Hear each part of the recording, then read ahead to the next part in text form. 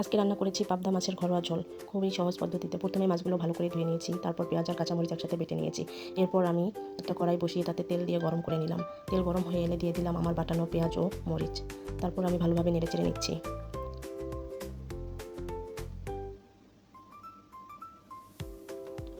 মশলা ভাজা হয়ে গেলে আমি তাতে ছেড়ে দেবো পরিমাণ মতো লবণ ও হলুদের গুঁড়া।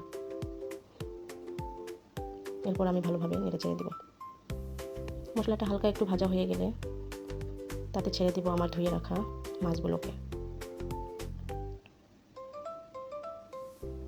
মাছগুলো হালকা করে নেড়েচেড়ে দেবো যাতে ভেঙে না যায়। মাছগুলো নাড়াচাড়া শেষ। এবার আমি একেবারে সামান্য পরিমাণে পানি দিয়ে দিব, কারণ আমি বেশি পাতলা ঝোল চাইনি, একদম ঝরঝরে ঝোল বানাচ্ছিলাম। দেখলাম পানির রঙটা একটু কালচে হয়ে এসেছে, বুঝে গেলাম আমার পাবদা মাছের ঝোল রান্না শেষ। সব শেষে যদি একটু ধনিয়া পাতা কুচি দেওয়া যায় তাহলে তো আর কথাই নেই।